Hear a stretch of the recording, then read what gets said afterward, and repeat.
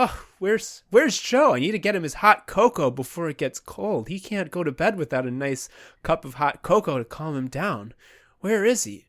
Oh, gosh. I hope he's not getting too cold without his nightcap on. Oh, Joe, there you are. Joe.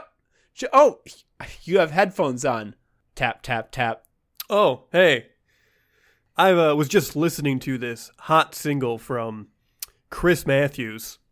Oh, shit. Chris Matthews put out a new track? Yeah, so you know how like music usually has instruments and stuff? This single is just him crying. Put these headphones on. Listen. I have my own views of the word socialist, and I'll be glad to share them with you in private. And they go back to the early 1950s. I have an attitude about them. I remember the Cold War. I have an attitude towards Castro. I believe if Castro and the Reds had won the Cold War, there would have been executions in Central Park, and I might have been one of the ones getting executed. And certain other people would be there cheering, okay? So I have a problem with people who took the other side. I don't know who Bernie supports over these years. I don't know what he means by social. 1 week it's Denmark.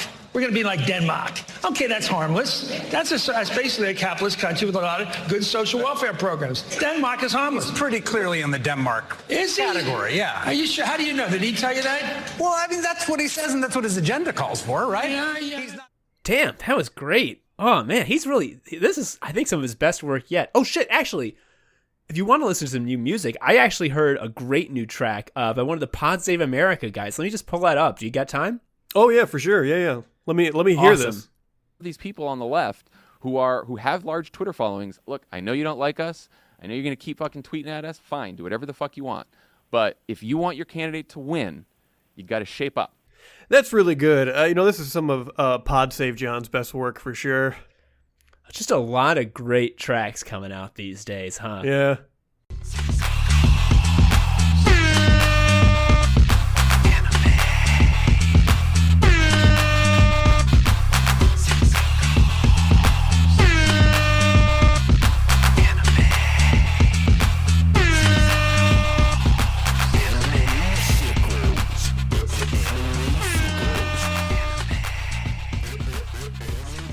I love how Chris Matthews is so obviously about to cry. Imagine that happened in your job. You were just sitting around in the break room and the VP of finance got so close to crying talking about the Reds, saying that there are people out there who would cheer for his death. And imagine what it would take for you to not, as soon as you leave the room, text your buddy and be like, you would not believe the shit that this guy said. Yeah, so I guess my boss's boss's boss fell asleep watching Red Dawn, gave himself night terrors, and then he cried while pouring himself a glass of coffee because he thought they were coming for him. Anyway, he's a genius, and I hope to take this example and use it to reform my own mindset so that I can be a success like him. Yeah, and the pods, actually, that clip of the Pod Save John was actually the first time I think I actually heard one of the John's voice. It's a bad one. It's a big-time podcast voice. I'm glad I sound like an idiot all the time because the alternative is that weird, very polished NPR voice, which sucks. And it's a very polished NPR voice that is only capable of calling teacher to tell her that you broke the rules. Yeah. So the entire thing behind that was people were telling him to eat shit online and were just being mean. And his response to that, of people making fun of him, was to then suddenly pretend he was their boss. and they need to do an individual development plan. What world is that not just incredibly embarrassing? It's a fucking real life version of the joke we did in Sicko Shock, where a maniac is trying to kill me with a hook, and I'm just like, hey, stop it, and then they leave. Yeah, the funny thing is though, hey, stop it, even in that fake context, was a lot more forceful. That you know what's so funny about the Pod Save John thing is he's not just saying stop it. He's saying he's invested in your growth. Oh shit! Because it isn't like stop bullying me. You need to stop bullying me because you need to think about your potential, which is like a weird thing. Yeah. If you want your candidate to win, you're going to need to tone this down. Oh my God, Joe. We're Anime Sickos, the podcast for geniuses, where we talk about anime, gaming, posting, and jobs. And today we're going to be talking to you about a special sort of crux where two of the pillars intersect. It's like from Ghostbusters, where the streams cross. It's extremely powerful. We're talking about a special intersection of posting and cog, where like both the purest forms of each form into a new, weirder thing. Joe, what are we talking about? Talking about Media Brain, which is the perfect fusion of the cog nen and the posting nen.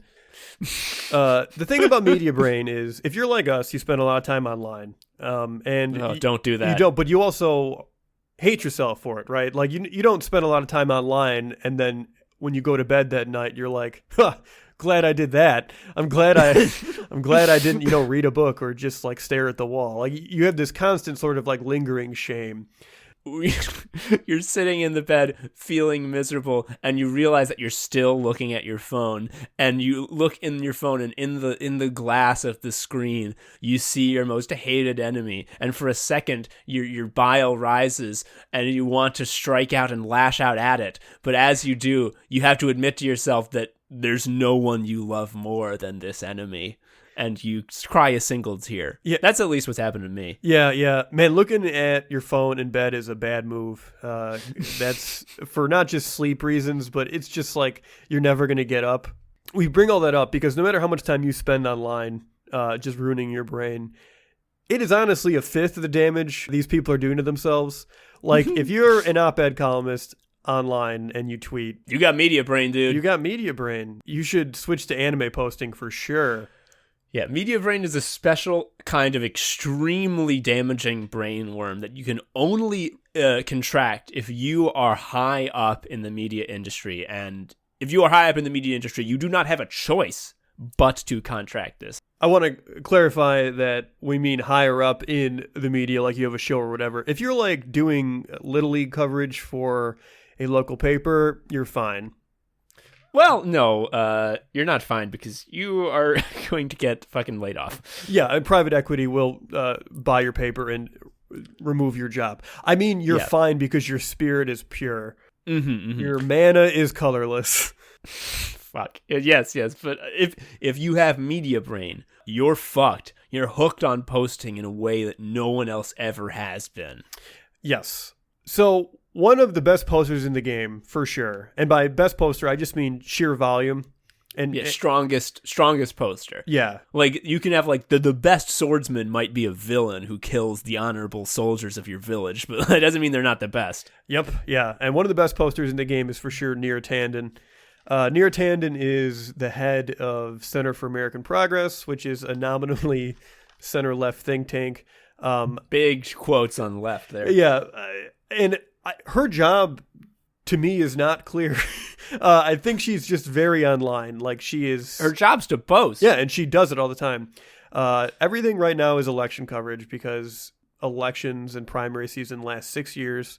It fucking sucks. Which means anytime I click on a news story on Twitter and I look at the replies, which is a fucking dumb move, who is always the first reply?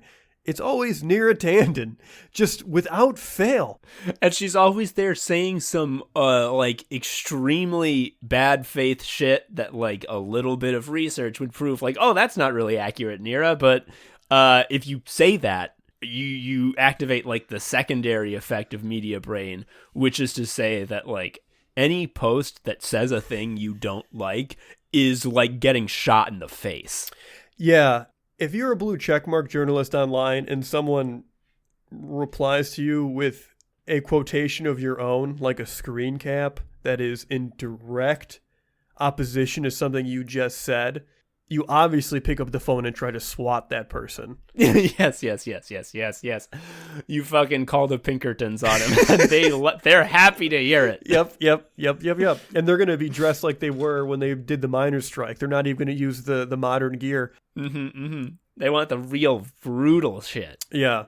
The thing about the Media Brain people, because, you see them doing their dumb shit, and, like, they have to say shit that's dumb. We'll get into the reasons why later, but just take it on faith for now.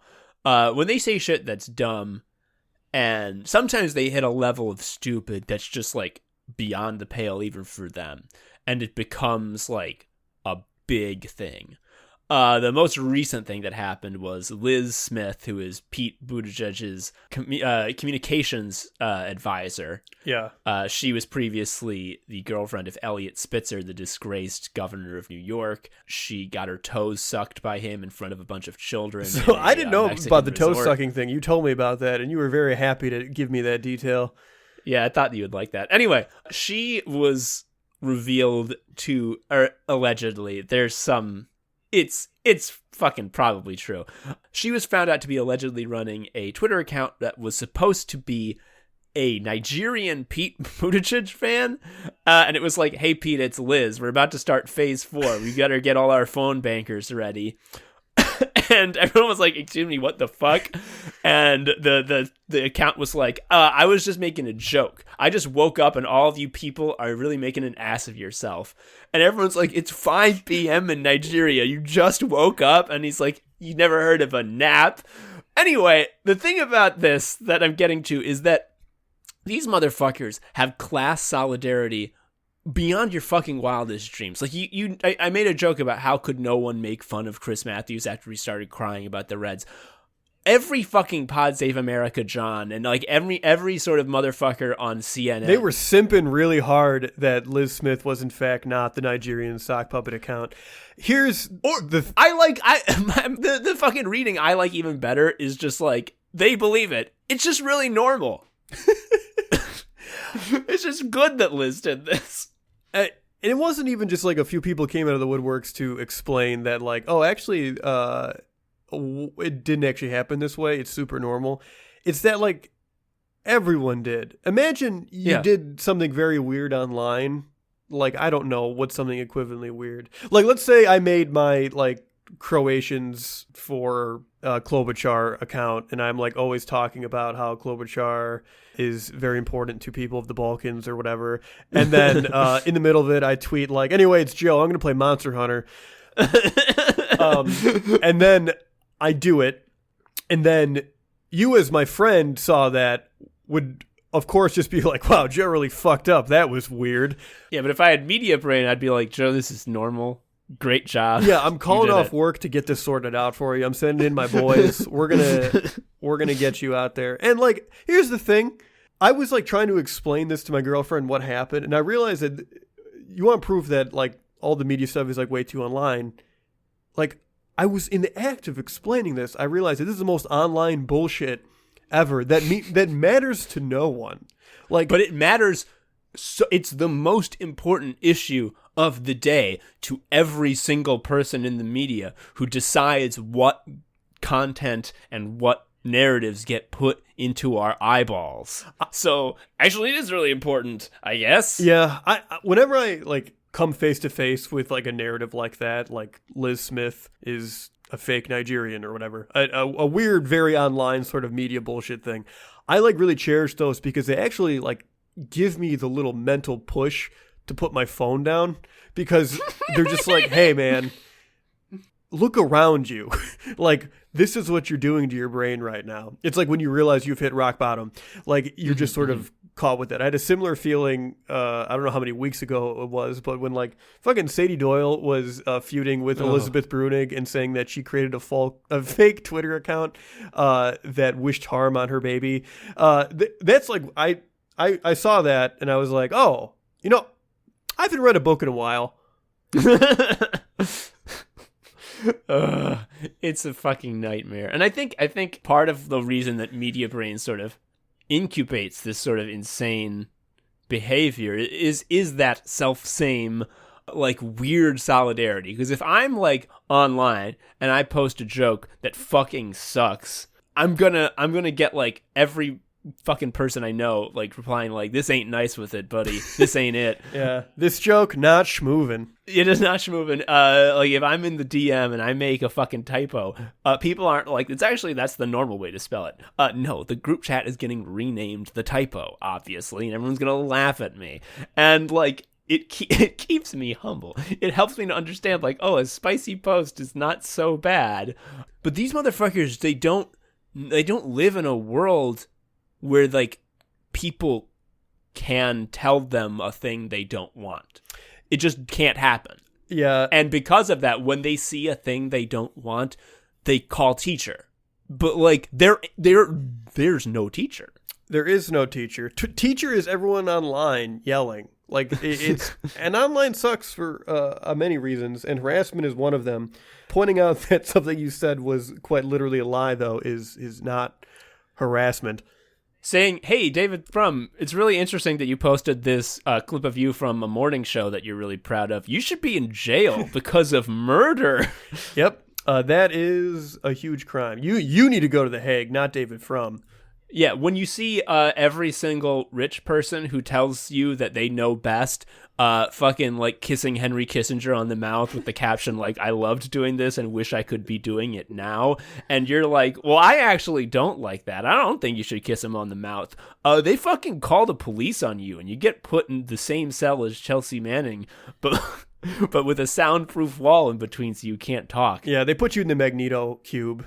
They do. They're also the same people who say Twitter isn't real life, which it's not real life. Of course it's not real life. When anyone's saying something obvious to you as like a smart aphorism, be wary. You're like, you gotta breathe. Twitter isn't real life. It's one of those things where it's like, who are you trying to convince? Is it is it me? Or is it someone a little closer to you? Maybe you're getting all steamed in your big mansion and you need to try to get yourself to cool off. Twitter isn't real life is true, but at the same time, it's the part of life that they can't get away from. Case in point, like one of the most prominent and sort of evergreen news stories that keeps coming up, it's been coming up for years, and it's been in news cycle after news cycle, is those Bernie boys post mean. And it's just like, I mean, like, there are people who actually do harassment. That is true of every candidate. Certainly it is true of Bernie. But like a lot of the time, like fucking when Bloomberg put out his like big email that was like, look at all this harassment I got. It was like fucking Brianna Joy, fucking Sanders' press secretary, being like, Bloomberg has a ton of pending sexual harassment lawsuits against him, and he's done a lot of really racist policies. I'm like, that's just the fucking truth. But when they hear someone say a mean thing, they're just like, well, that's against the rules. Like, we have solidarity forever. You can't do that. The letter was so funny because it's like, here's a greatest hits of some shit you should be pissed about. Yes. It was like, if he was going to make the argument that like people are unhinged online, then like the fucking letter should have been like, look at how many times people sent a DM to me of a pig shitting on its own balls. Like they should have had that instead of like, actually, here's a very detailed account of everything I did as New York mayor that was very bad.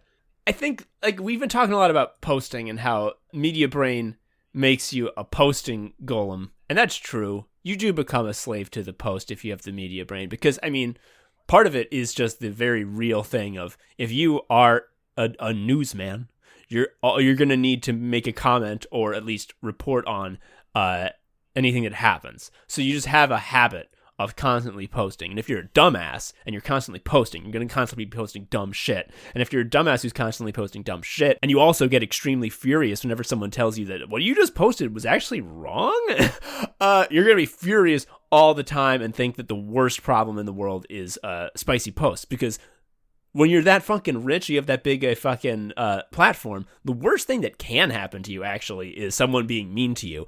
And if you're a dumbass, you don't take that and realize that the upshot is, oh, I guess bad things can't really happen to me. What you take from that is, oh, the worst thing that can happen to anyone is getting yelled at online. So if you're in that scenario, yeah, you're going to be a fucking dumbass. But like one of the other pernicious and I would argue worse effects of Media Brain is that this sort of goes beyond just posting. They take into all of their interactions this total inability.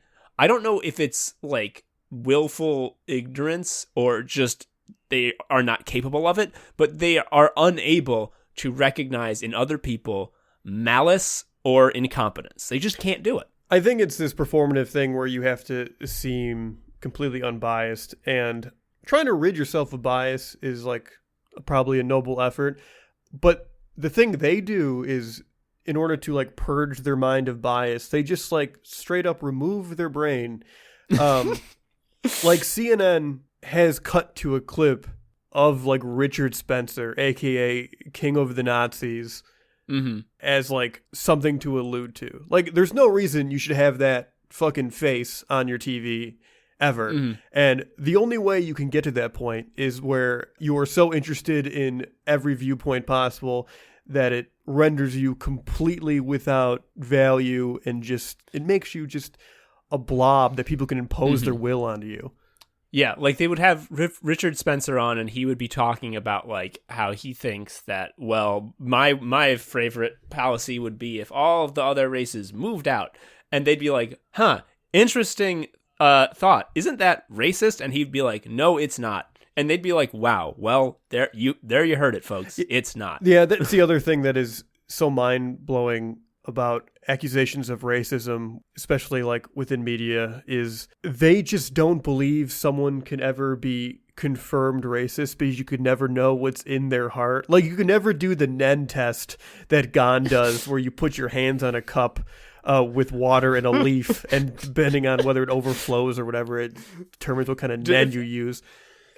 Like, the water turns racist, then you are a racist. Like, they think that because such a process doesn't exist for racism. Yeah, there's no unbiased test. And like it goes for like fucking everything. Like, remember when Steve Bannon was like a big figure, and like it became clear to like people like pretty early on, like, oh, this guy's just a huge fucking weird, like, drug-addled dumbass who's insanely racist and doesn't know anything.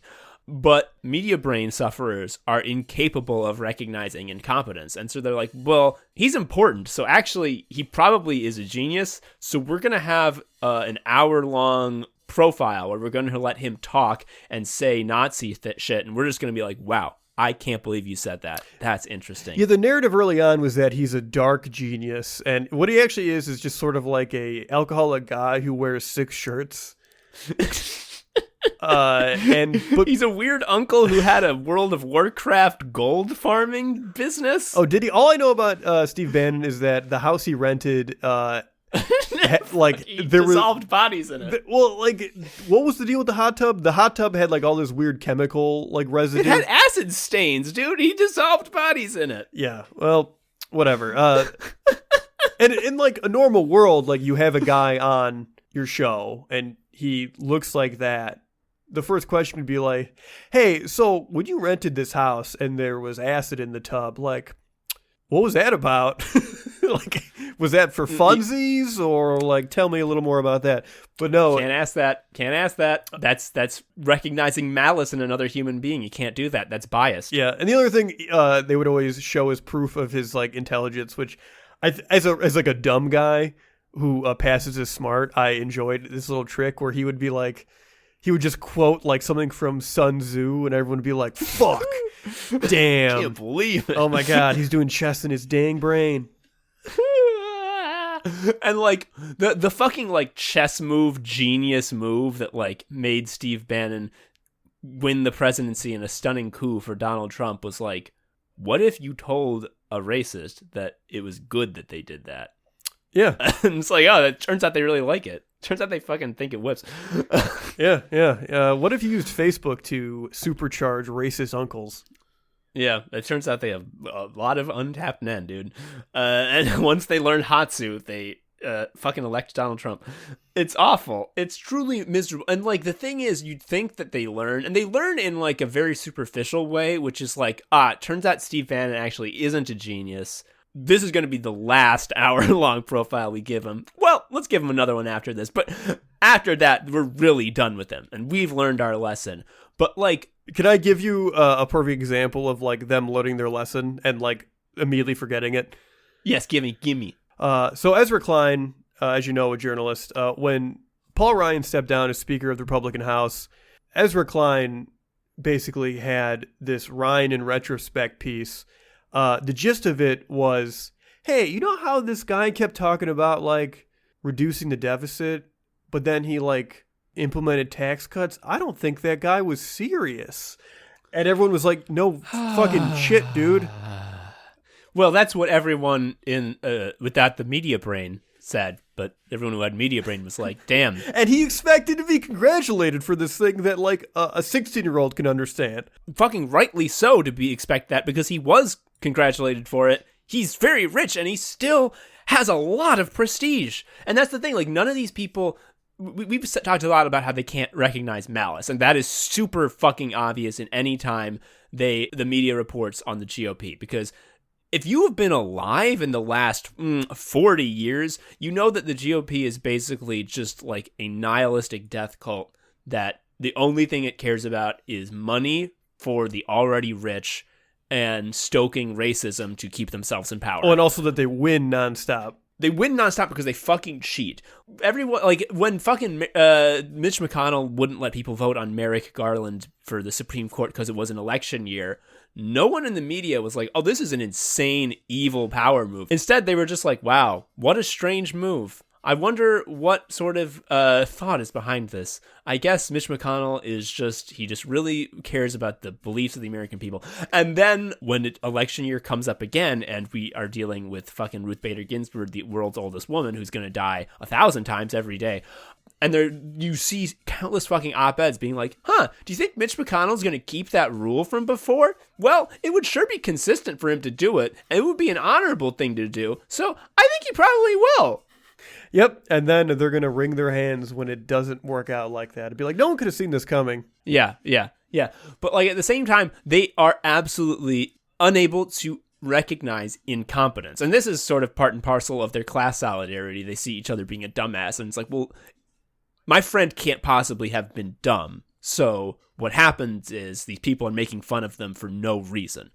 But like the way this manifests is that when we are in scenarios such as the current one, where the problems are very obvious and the solutions are also very obvious, and the reason the problems exist are simple cruelty and incompetence from people who wanted the problems to happen, they can't fucking see that. It's impossible for them to see and say that, because like, well, if the answer is simple, then how come I have a show where I have to explain that it's complicated? Yeah. Well, it can't possibly be simple. Everything has got to be wonkified. Yeah, and that's why they hate fucking Bernie so much and any sort of progressive policy, because the progressive policies are all like, well, let's take the money that we spend on nothing and spend it on people. And they're like, well, we can't do that because if it was that simple, well, then we'd have done it. And it's like, well, no, because very malicious, evil people have prevented that. And they're like, malice isn't real. What are you talking about? Yeah, it's even like Warren's plans were just sort of like seen as like, oh, yeah, that is a good idea. Wonder why we didn't do that already. Anyway, moving on. Yep. God. Yeah, like, oh, Warren wants to get rid of student debt. Interesting. Crazy. Well, I'm sure that's going to make at least one person upset, so let's not think about it further. Mm-hmm.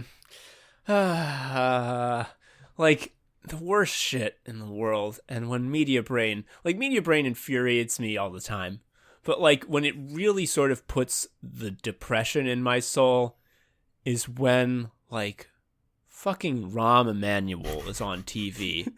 We already talked about this, but like, it's really, he's a reoccurring character, man. It's never fucking ends. He put Rahm Emanuel on TV, and it's just, it's like they're taunting you, because you know that he's a dumbass, incompetent, evil motherfucker. It feels like if you live in Chicago and you're like nominally left, or just have an awareness of, you know, the horrible ways this city grinds people up, it feels every day Rahm is on TV, it's like you're the team Air Bud beat, and you're just like... You're trying to go about your day, and on every fucking TV, there's just footage of that dog doing dunks from half court, and you're just like, God damn it, that dog. It's like you're in Dragon Ball Z world, and Frieza came back from the dead, and he's got resurrected by the Dragon Balls, and Frieza's back, and you're just a Namekian living on Namek, trying to live your life, and for whatever reason, they've decided to put Frieza on every single news panel, and he's like, well, I think we should kill the Namekians and steal their energy, and they're all like, wow, Frieza, that is really something. And you're just like, well, isn't that bad what he just said? And all the people on TV are like, no, it's not bad. And you go on Twitter and you're like, hey, Frieza, stop trying to steal our energy. And everyone's like, these fucking Namek bros are so cruel to Frieza. Would you believe what they're saying to Frieza? I am just furious that they would smear and dox him like this. One of my favorite Dragon Ball memes is the scene when Goku comes across Vegeta, who is like on death's door because Frieza just owned him. And the actual conversation is like, Vegeta says, Frieza blew up our home planet and you're the only one who can stop him. You got to do it, man. And Goku's like, yeah, I'll do it. And the edited version, which I am in fucking love with, is Vegeta being like, he blew up our planet, man. And Goku's like, hey, I talked to Frieza. He said he didn't do it. That's fucking Media Brain. Yeah. That's Media Brain. Yeah, that's Media Brain, man. And like, okay, so we've talked about Media Brain, how it's awful, how it makes these people into these posting demons who are constantly in fight or flight mode because someone's like, I think you're wrong. And they're like, oh no, I'm being killed. It makes them incapable of just calling out malice for what it is. People can be dumb as shit and constantly wrong their entire careers. Look at fucking Jonathan Chait, who has never been right once. Not only ever. has he never been right, in probably the most devastating textbook case of getting Bofa'd on the planet. If you're not familiar, he while playing a game of pickup basketball, he got a little baby cut on his eyebrow, and then he took a picture of himself in the shower with the cut, and he was like, the picture is the most ghoulish image you'll ever see in your fucking life. he's so wet, and the light is bad. Oh, it's so bad. It looks like a cadaver that, like, they're like, oh, we forgot to do the autopsy. It's too old now. Anyway, someone was like, oh, you should get that looked at. That's like an occipital abrasion that raises the risk of Bofa. And he literally said, what's Bofa? And he got Bofa'd nuts. And the whole, the internet basically, like, you know when you're in school and like the tornado siren happens and like no one can be calm ever again? That's what happened online. And if that happened in any other profession, he would lose face. Instead, no, not at all. He can still write fucking big essays like, I think Hillary Clinton actually did win in 2016. And it's like, no, you're wrong. You're wronger than ever. But yeah, people can be fucking wrong. They can be dumb as shit and they can still keep their jobs. But I think the most awful thing about Media Brain and the worst effect it has on the world is that, like, if you're not into the fucking weeds like us, you don't know about it. And these people are in your home every day. They're in the public square. These are the people that the people you know get their opinions from. And their opinions are dumb as shit because they got Media Brain. Yeah, I mean, the thing you can see online a lot, and it's very sad, about like stories about parents, people who have parents who are older who are now addicted to Fox. Like, obviously, that's scary. There's plenty of people who are also just addicted to cable news in general, and they just get the same sort of brain. Their TV's on 24/7, and they just hear things like Klobuchar momentum, Klobarchamentum. And they're like, well, if it wasn't true, they wouldn't be saying it on fucking TV. Yeah, there's just like these weird little things that just get beamed into your brain that are absolutely just sort of an artifact of the media class. But if you're not critical, and like no one can be critical 24/7, that's like the thing that's so fucking depressing about this is like, in order to like accurately intake information and assess it, to do that all day in a constant barrage of information, you would have to be on the spice. Oh my God, yep. And you just can't. You can't. And that's coming from like me, who's like pretty critical and just is pretty skeptical in general. Now compare that to someone who just is like retired in front of their cable news television nonstop. Mm-hmm. And they're like, or someone who like just has a subscription to the New York Times, and it's like, well, the New York Times is reputable, so I'm just gonna read this, and like that's gonna be pretty much fine. And like, I can't really blame them for thinking that if they aren't like fucking in the weeds. But like, what's really happening is Bernie Sanders went up to them and said like, listen, you guys, I'm not going to send you a birthday card on your birthday because I don't really care about any of you, because you're just people who work at an office to me. And they all carved sigils into their flesh and put their blood together to cast a spell to kill Bernie. And that's why he had a heart attack. Yeah, they hit him with the CIA heart attack gun. Like Thomas Friedman, also someone who should be scrutinized further, literally had a column in the New York Times about how Bloomberg is the best bet to beat Trump, and it completely glossed over, basically anything about his record. And if you're uncritical and you're just like, well, I'm reading the New York Times, so I'm reading the paper of record, which is written at the highest reading grade level, 7th grade. Yeah, no one's ever read more than that. And you would just take that as fact that like, oh, maybe I don't know who Thomas Friedman is, but if he's good enough to get in the New York Times, then it's safe to say that everything they're saying about Bloomberg is compelling, and then they're not leaving out anything, because that would not be a work that is considered New York Times quality. Yeah, the editor would ask for a rewrite or not print it if that was the case. And someone online is like, actually, Bloomberg's a really malicious and bad man whose policies would really hurt a lot of people. And he's not actually in any really appreciable way better for the country than Trump. They'd be like, well, if that was the case, why didn't I hear about it on the news? And it's like, oh, it's because of fucking media brain. Yeah. God damn it. And fat sacks. Honestly, I got to be honest.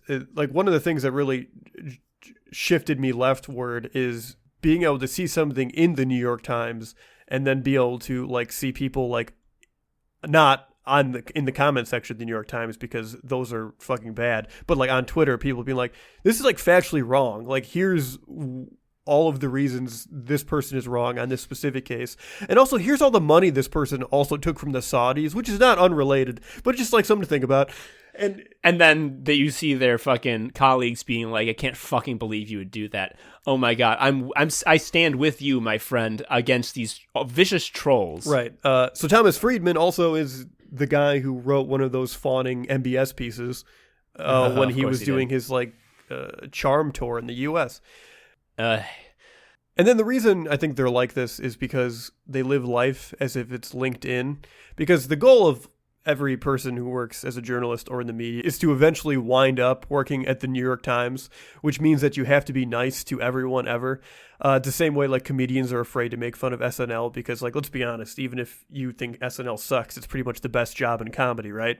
Yeah, for sure. It's the same sort of thing where the industry is just like very insular and everyone's afraid of seeming at all negative or critical because it might be a job limiting move. And if you are, sort of a left-wing person, to espouse left-wing views in the United States is to be critical and furious constantly. And you just can't do that if you want, like, they live in this weird ecosystem that runs on resume.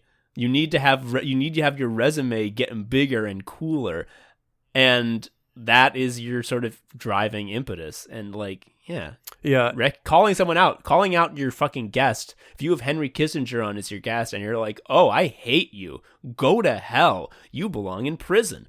Guess what? He's going to say, don't promote that guy to your boss. And this is all to say that this sort of affliction is happening at a time that like regular working journalists are getting laid off by the truckload. Which is so frustrating. Like, there used to be tons of local papers with journalists who were obviously doing work in communities that was relevant and important to the people who live there. And all of that's just been gutted. Like, it's just gone. Like, there aren't even good local papers anymore. Like, we have the Chicago Sun-Times and the Chicago Tribune. Both are just fucking rags. Mm-hmm. They're just bad. So what does that leave people with? Well, it leaves people with television personalities. And all of those television personalities think that the most dire issue that is happening, the deficit, the big scary number. Well, I was going to say the angry posts they're getting. Have you considered how angry posts affect the GDP, though? I haven't. Yeah. I have not. And just to close out the segment, I think one thing that we have to look at is how did they get this way. I mean, we've talked a lot about, sort of the motivations behind this behavior and how it reinforces itself. But this is not just, a pattern of behavior. It's sort of like I would say almost a mystical ability that these people have. Some sort of strange otherworldly force that is sort of rewriting the way they interface with the world. They have such a powerful brain worm, but where did this power come from? Power cannot sort of come from nothing. So, Joe, where did they get this power? I think it's very simple. They ate a devil fruit, dude. Yeah, they ate a real-life devil fruit. We've actually done a lot of research on this, and we've discovered that all cable news networks and major fucking newspaper editorial departments have a mandatory policy that every employee has to eat the Maddow fruit, which turns you into a lib human. It's also a Zoan-type fruit, which means there's a bunch of different Zub-types of varying strength. So that's why there could be so many people with similar Maddow powers. Yes, a Zoan-type devil fruit allows the user to transform into a living thing. And the thing about Zoan-type fruits is that a lot of them have special subtypes, as Joe mentioned. Like, you'll know from One Piece, the cat fruit. I don't. I fucking don't. It has a wide swath of different subtypes. For example, you have the cat fruit model jaguar, which allows the person to turn into a jaguar. Or you'd also have like the cat fruit model lion that lets you turn into a lion. The Maddow fruit has many, many submodels. But we'll get to that later on another episode. Never been horny. Never been horny. Don't tell the paper that I ever got horny. So I don't want to think about how we're at the mercy of just the most boring and just awful people anymore. I want to talk about video games. Yeah. I love the games. What kind of games do you want to talk about, Joe? We got a lot of games. I'm going to talk about a genre of video games, specifically open world games. Ooh, what you want to talk about? There's many of these open world games. I've played them all. Not even fucking close. Why did I say that? I've played many. And here's the thing about open world games. I hate them. I hate them. There's too much shit to do. It's a big busy box that doesn't respect my time. I feel like an idiot that's running around looking at a mini map trying to touch all the doodads. They piss me off, and I don't know if I'll ever play one again and enjoy it. Whoa. Give me an example of one such open world game that vexed you so, and why was it so bad? What was it about the open world format that pissed off you so much? Well, so I recently played through most of Rage 2, which was an id shooter, so the Doom people. It's an open world game in like a post-apocalyptic deal. You drive around in your like road warrior car and do missions and find lost technology that upgrades your guns and your suit and stuff. The thing about it is like mechanically the game is actually very tight. All the gunplay and all that stuff is cool. The thing is like the open world stuff just drags out and sort of dilutes what is a good gaming experience. How so? Like, what? I don't know anything about this game. So, like, what do you fucking do in the? Like, is it just like a really long road to get to the next mission marker?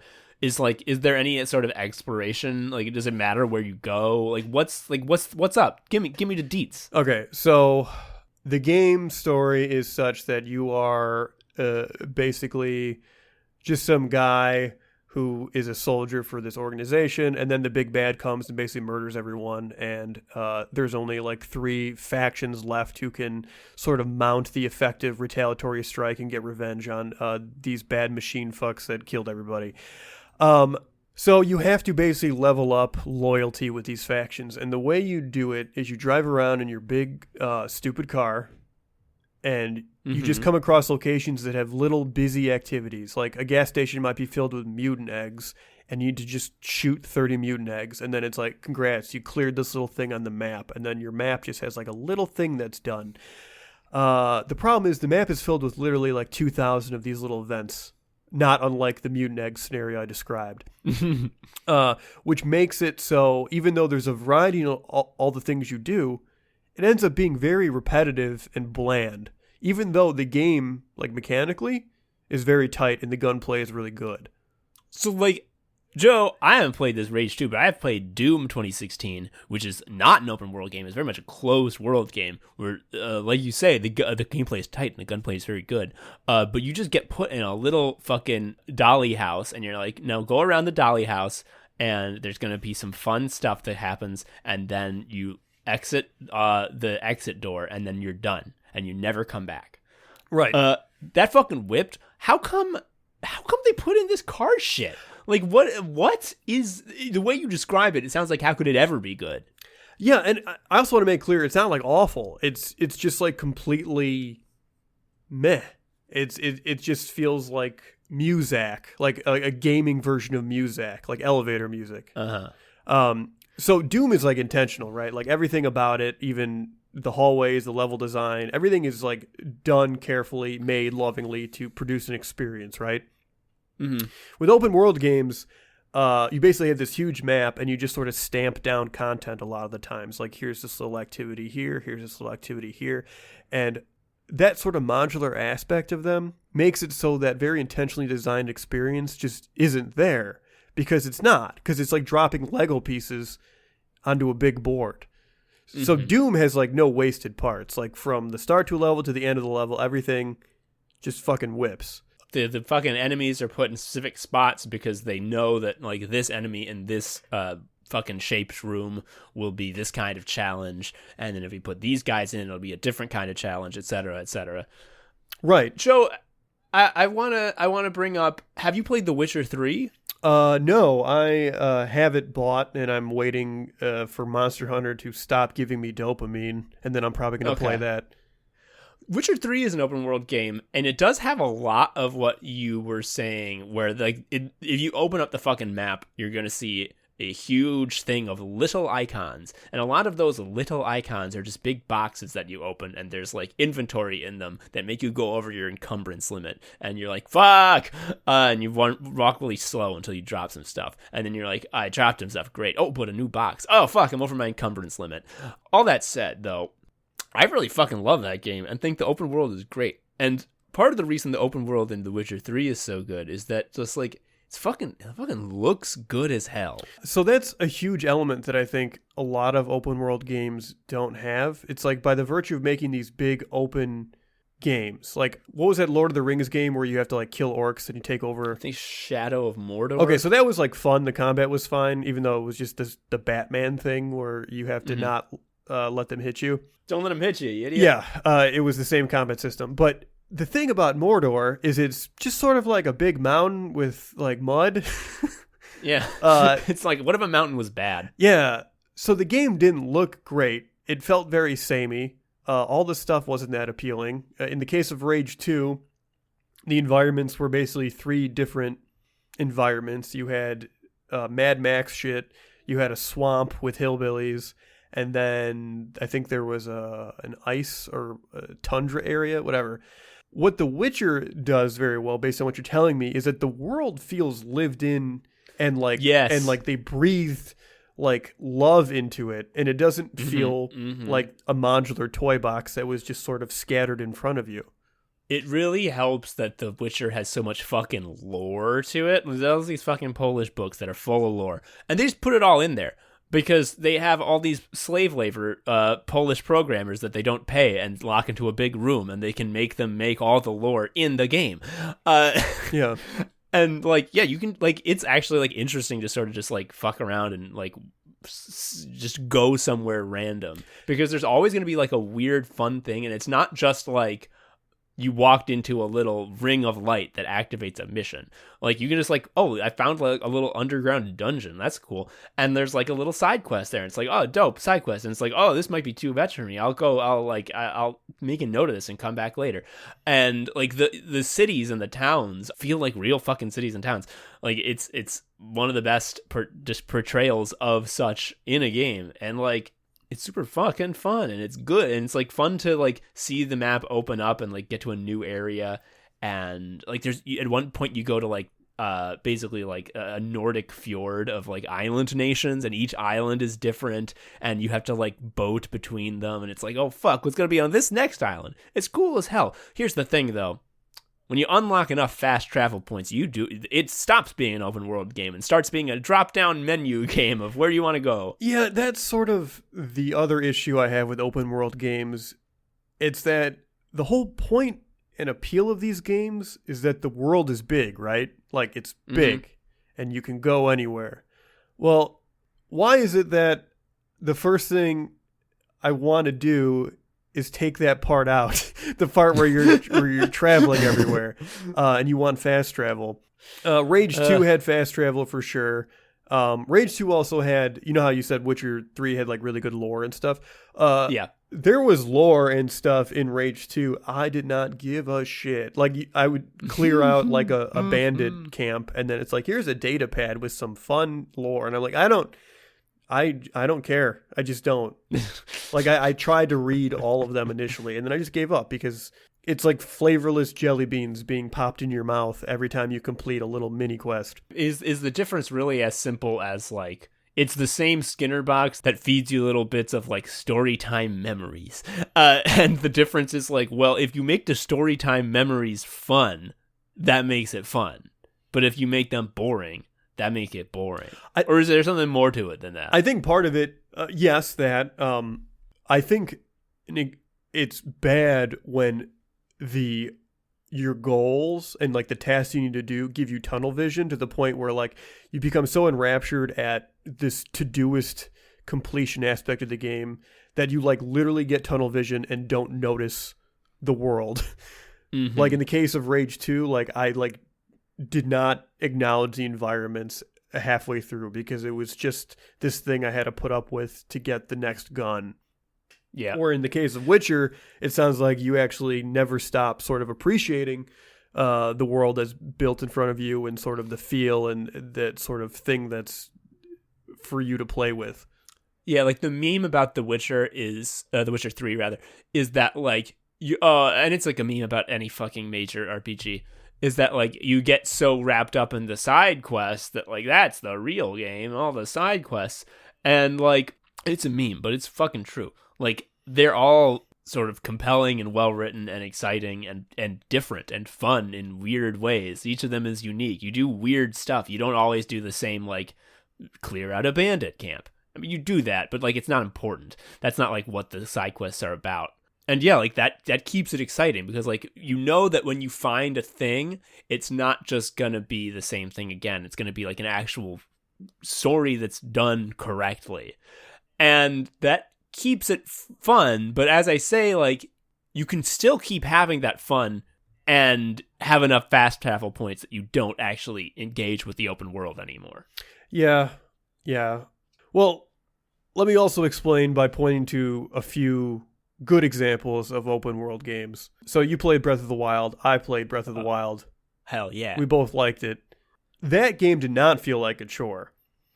And I think the reason it didn't feel like a chore is because these huge distances that you have to deal with and the terrain you have to constantly be like meandering over like a climbing little bug all the time, like all that felt like an accomplishment. Like it didn't feel trivial. Like in Rage 2, you just get in your big car and you drive towards a waypoint. Whereas in Breath of the Wild, especially like, you know, early and mid game before you have a really high stamina bar, you like see where you kind of want to go, and then you see like a fucking mountain, and you are like, well, how am I going to do this? Like you have to like think and sort of be intentional about how you're going to traverse this terrain. And there's like multiple possible viable solutions that can get you there. Right. And like one of the combination frustrating and also impressive things about Breath of the Wild is I remember I was trying to climb something. I was close to the end of a journey of something I wanted. It was probably just a shrine, but it doesn't matter. I was the final chunk of the climbing I needed to do, and it fucking started raining. So, and he can't climb that well when it rains. I don't know if he can at all. I don't remember. But I remember actually having to like wait, which was cool world immersion the first time. The first time? Yeah, the first time I had to be like, oh, it's raining. I better wait it out. That was cool. By like the 5th time it happened, I'm just like impatient because I want the dopamine, and the stupid rain is keeping me from getting the good brain drip. One of the things, it's become fashionable, like whenever something is like really good and everyone loves it, it becomes fashionable to be the contrarian, and that sort of backswing has happened for Breath of the Wild, and I'm fucking furious about it. And I think anyone who doesn't like Breath of the Wild has a small, tiny baby brain. Not actually. It's got flaws. But the point being, a lot of people will criticize it for having an empty open world where there's like not a lot to do. And that's kind of true because like what you'll find in the open world is like ingredients. You'll find one of like 5 different enemy types. You'll find like one of 5 different weapon types. And you'll find shrines, which are these little fucking puzzle boxes that aren't really very good. And that's it. You really won't find anything else. And people say that that's like a huge mark against the game because like it's this huge world, but like what's there to do in it? Those people are dumb as shit, and they have a wrong opinion and are soul sick and need to be fixed to get at it. It's true because the alternative, I don't even know which Assassin's Creed game I played. It wasn't the first one; it was further along. And those games are filled with stuff to do, and the prevalence of all those little busy activities makes them feel empty. So it's very much a case of addition by subtraction in Breath of the Wild's case. And it's also not like there's nothing to do in the game. It's just not an endless fidget toy that's in your face. Like the getting from place to place in the big world, like that is the game. Like it's not just like the padding that makes the developers able to just constantly shove tiny little micro challenges in your face. It's like, I don't want to say you have to make your own fun, but like it is like a more contemplative experience because like you got to go around and see the world, and the world looks cool, and you can just sort of like appreciate seeing the fucking world you're in and living in it without having to be like, but I have to capture 150 flags and also clear out this bandit camp.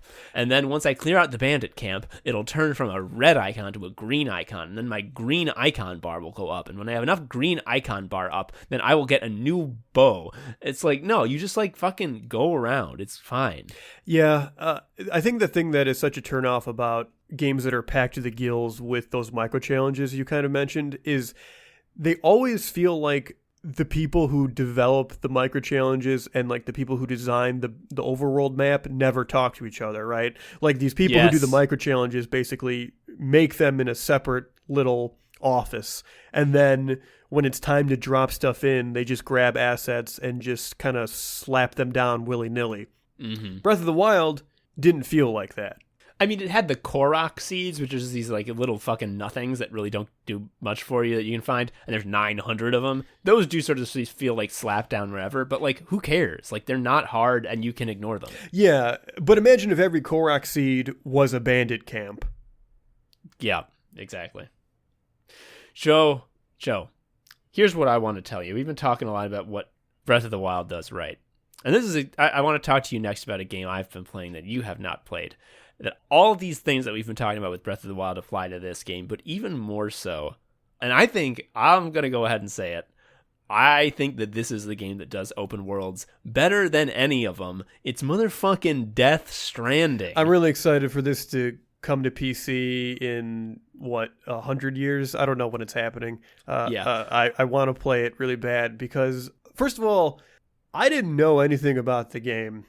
And then you're like, so anyway, I threw piss at a ghost. And I'm like, whoa. I thought the game was you were a Postmates guy.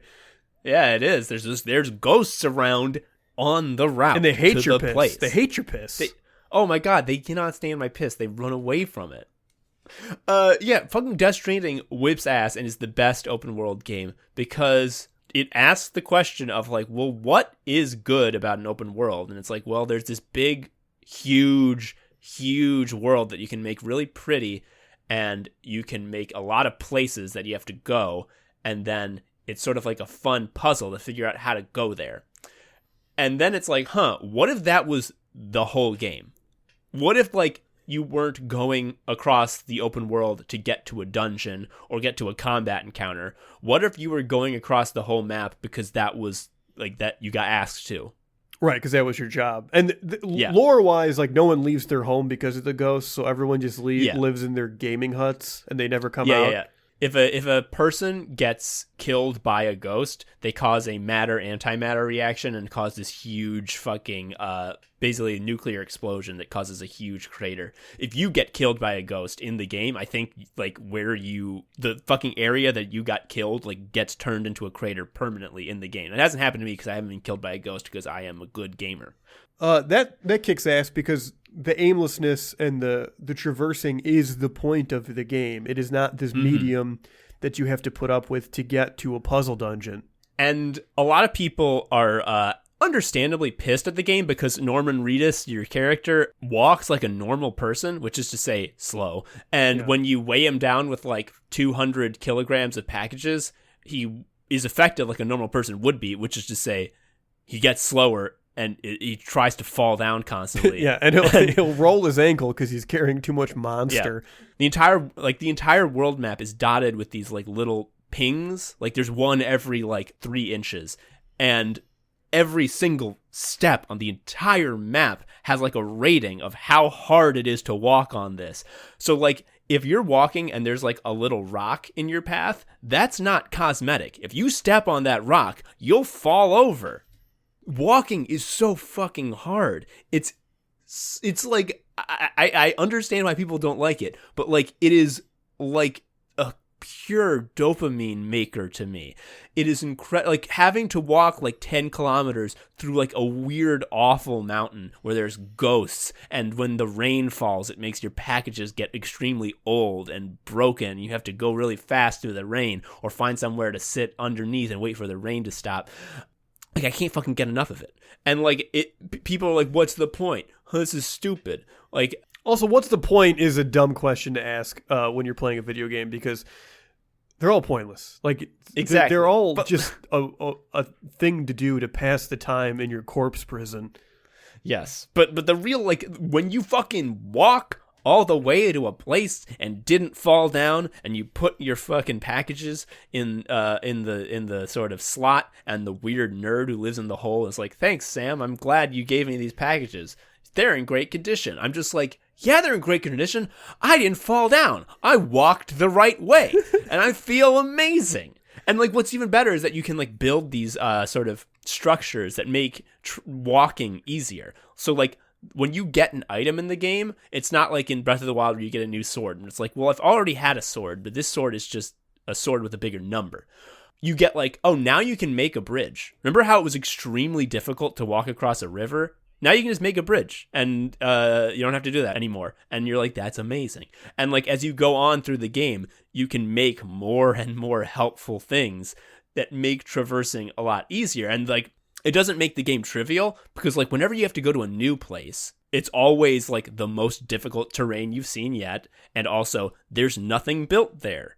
So like the first time you go to a place, it's extremely difficult and it's a slog, and you have to become intimately aware of every detail of this open world, because if you don't become intimately aware of it, you'll get lost and fall over and roll your ankle, and all your packages are going to break.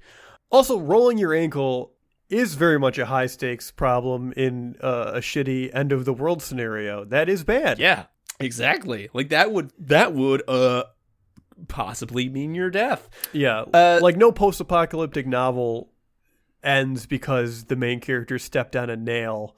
But it would. But it would. That would basically be a real novel ender.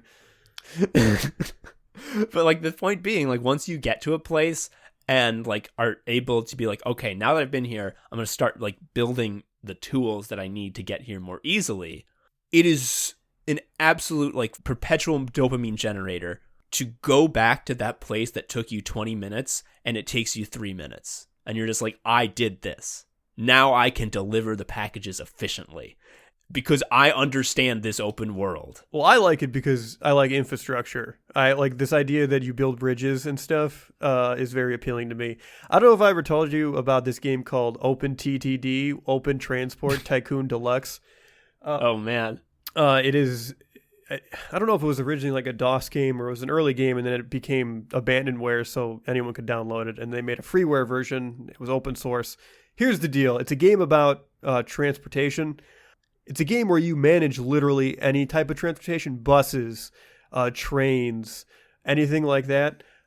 Oh, baby. Man, I lost like a whole day in a blink because I was trying to make really good bus service. You know what's the real fun thing?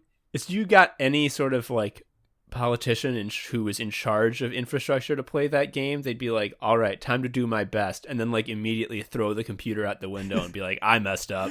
Yeah, no, they would just delete the buses and then fall asleep. Joe, this game sounds fucking amazing. It is. It's free. You can check it out. I think if you just Google OpenTTD, it's definitely a good day waster. It's similar to SimCity, but SimCity cares about like citizens. Like, who gives a shit about people? We got to get people on the bus going where they need to go. Yeah, all that matters is the infrastructure. Who gives a shit? Oh, there's pollution? Don't care. Does the pollution make it harder to transport things? No, whatever. I don't even think pollution is in the game. I think it's strictly a bus and train problem-solving thing. Those external costs don't exist. Well, Joe, I'll check that out if you check out Death Stranding, and you too can share the same pain that I felt when I had to keep going down into that weird crevasse where Conan O'Brien lives. It's very difficult to get down there, and but once you get used to it, you start to learn how to do it, and then you can go down and you can see Conan O'Brien whenever you want, and it's not hard anymore.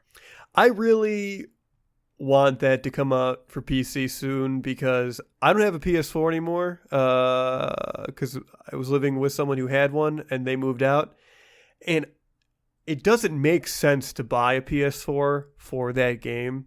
But every time you talk about how you built a bridge and you sat in the rain, I'm like, ooh, I don't know. Maybe that is worth $400. Oh, and Joe, this is a Hideo Kojima game, so whenever you say building a bridge, you're wondering, I wonder if he takes that and uses it as a metaphor and hammers it home as ham-fistedly as possible and does it like 100 times. Yes, he does. He sure does. Yeah. Building bridges, oh my god. And your boss sounds like a One Piece character, Die Hard Man.